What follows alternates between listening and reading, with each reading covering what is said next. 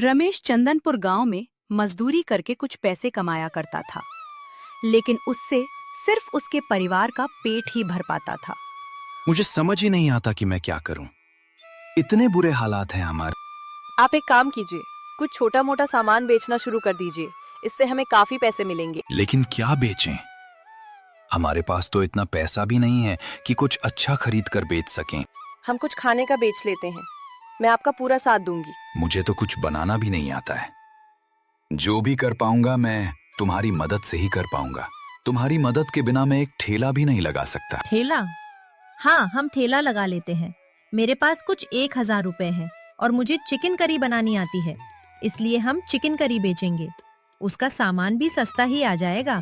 और ठेले के पैसे कोई हमें मुफ्त में तो ठेला देगा नहीं। मेरी बहन है मीना, उसके पति राजू के पास एक ठेला है जो अब किसी काम का नहीं है। मैं कुछ दिनों के लिए वो ठेला उससे ले लूंगी। ठीक है, तुम मुझे 1000 रुपए दे दो। मैं जाकर चिकन करी बनाने का सामान ले आता हूँ। तब तक तुम भी अपनी बहन से वो ठेला मांग लो। ठीक है। रमेश 1000 रुपए लेकर चिकन करी का सामान खरीदने बाजार चला जाता है और उसकी पत्नी कमला अपनी बहन मीना के पास ठेला लेने चली जाती है। बताओ कमला, कोई काम है क्या? हाँ बहन, दरअसल हमारे हालात बहुत खराब हैं और हम चिकन करी का ठेला लगाने की सोच रहे हैं, लेकिन हमारे पास ठेला खरीदने के पैसे नहीं हैं। क्या तुम अपना ठेला मुझे दे दोगी? ठीक है, तुम ठेला ले जाओ, लेकिन उसके बदले तुम्हें कुछ पैसे तो देने ही होंगे। जैसे ही हमारी कमाई शुरू होगी मैं ठेले के पैसे दे दूंगी। हाँ ठीक है, ज्यादा नहीं, तुम सिर्फ 2000 रुपए दे देना। ठीक है। कमला ठेला लेकर घर आ जाती है और रमेश भी चिकन करी का सामान लेकर घर पहुंच जाता है। तुम एकदम बढ़िया चिकन करी बनाना। आप बस देखना, मैं इतनी अच्छी चिकन करी बनाऊंगी कि आपको लगेगा जैसे बाजार से चिकन करी खरीद कर लाए हो। फिर कमला चिकन करी बनाती है और रमेश को खाने के लिए देती है। जैसे ही रमेश चिकन करी खाता है, वो कमला की तारीफ करने लगता है। वाह कमला, तुम्हारी जितनी तारीफ करूं उतनी कम है। तुमने सच में ऐसी चिकन करी बनाई है कि मन कर रहा है बस खाते जाऊं। बस ग्राहकों को भी ऐसा ही लगेगा। मैं कल सुबह से आपको चिकन करी बनाकर दे दिया करूंगी। आप ठेले पर चिकन करी बेचा कीजिएगा और फिर देखना, हम अपनी चिकन करी के लिए मशहूर हो जाएंगे। ठीक है, तो कल से हम बाजार में चिकन करी बेचना शुरू कर देंगे। अगले दिन से रमेश बाजार में चिकन करी बेचना शुरू कर देता है। सिर्फ 100 रुपए में चिकन करी। बड़े बड़े होटलों से अच्छी चिकन करी, सिर्फ 100 रुपए की चिकन करी। मुझे एक प्लेट चिकन करी देना, लेकिन अच्छी होनी चाहिए। निखा कर देखिए, अगर पसंद ना आए तो पैसे मत दीजिएगा। रमेश ग्राहक को गर्मा गर्म चिकन करी देता है, जो ग्राहक को बहुत पसंद आती है। तुम्हारी चिकन करी सच में बहुत स्वादिष्ट है, ये लो अपने 100 रुपए। और इसी तरह लोग रमेश के पास चिकन करी खाने आने लगे थे और इसी तरह उसका काम चलने लगा। देखो कमला, आज सिर्फ 2 दिन हुए हैं, लेकिन इन 2 दिनों में मैंने चिकन करी बेचकर 1000 रुपए बचा लिए हैं। ये तो बहुत अच्छी बात है। मैं तो कहती हूँ अब आप इसी काम को अच्छे से कीजिएगा। अगले दिन रमेश चिकन करी बेच रहा होता है।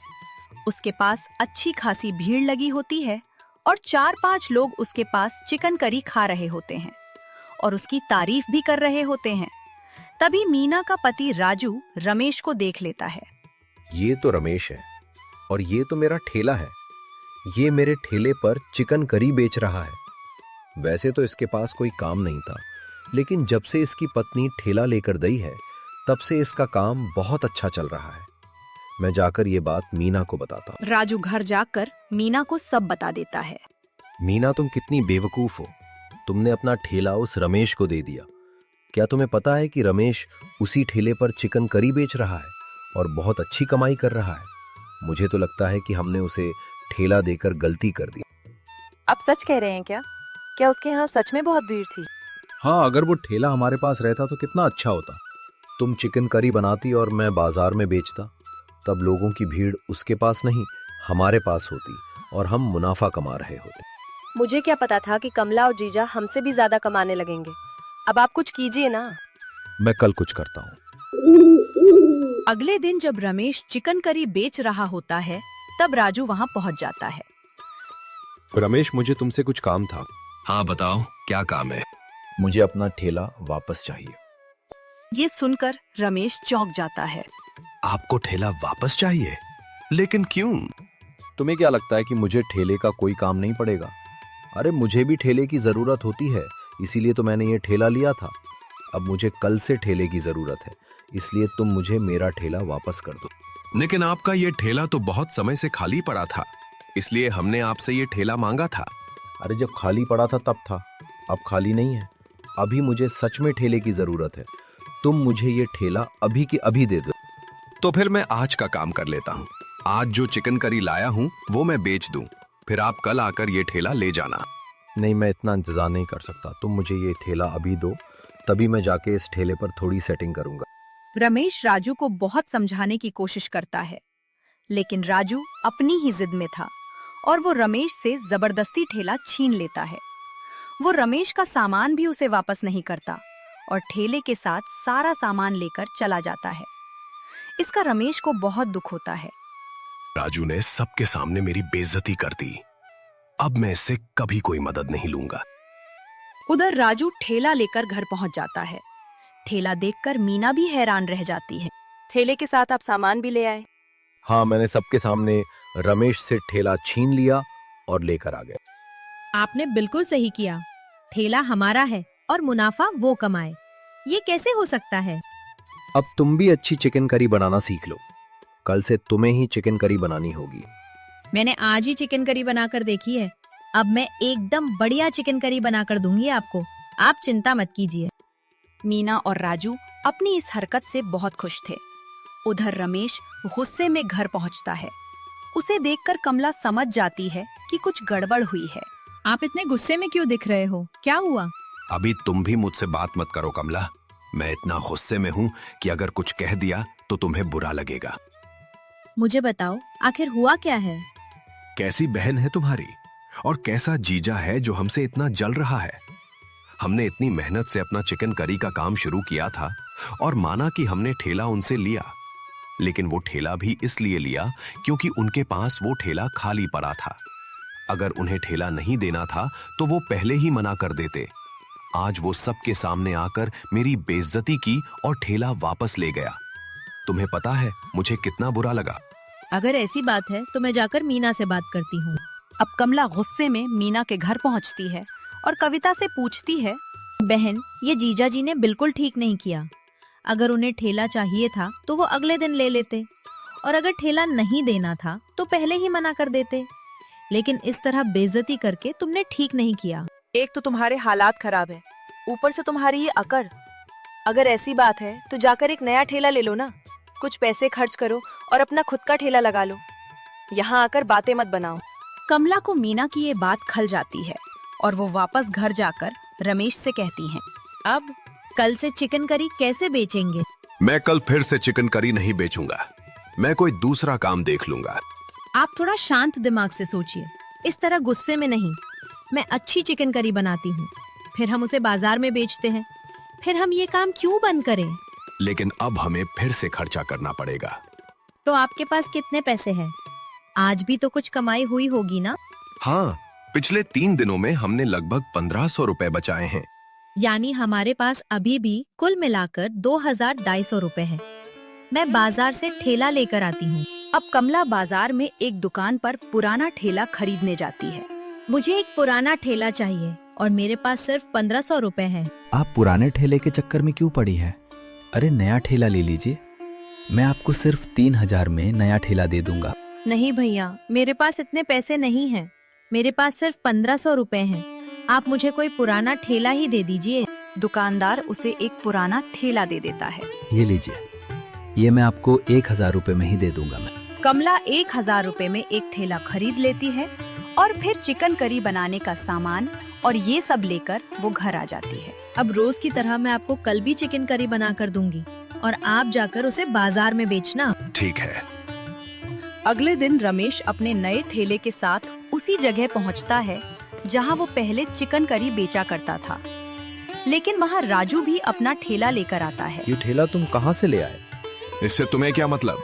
अब हटो यहाँ से, ये मेरी जगह है। मैं क्यों हटूं? अरे तुम हटो, इस जगह मेरा ठेला लगता है। तुमने ठेला कब लगाया? सिर्फ इसलिए कि मैं तुम्हारा ठेला लेकर यहाँ खड़ा होता था। इसका मतलब ये नहीं कि तुम इस जगह पर अपना ठेला लगाओगे। ये जगह मेरी है और मैं ही यहाँ ठेला लगाऊंगा।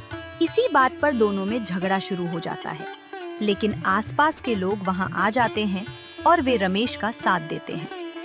तुम चाहे जो भी हो, भले ही वो कल तक तुम्हारा ठेला इस्तेमाल करता था, लेकिन ये काम तो इसी का था ना, इसलिए ठेला भी रमेश ही यहाँ लगाएगा।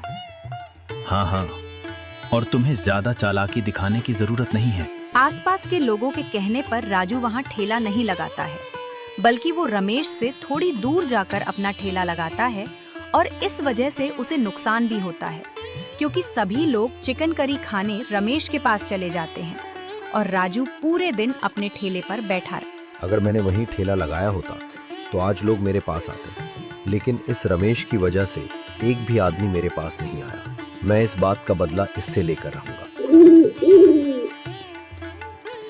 अगले दिन रमेश के ठेले पर पुलिस आती है। चलो हमारे साथ जेल की हवा खाने। जेल की हवा खाने?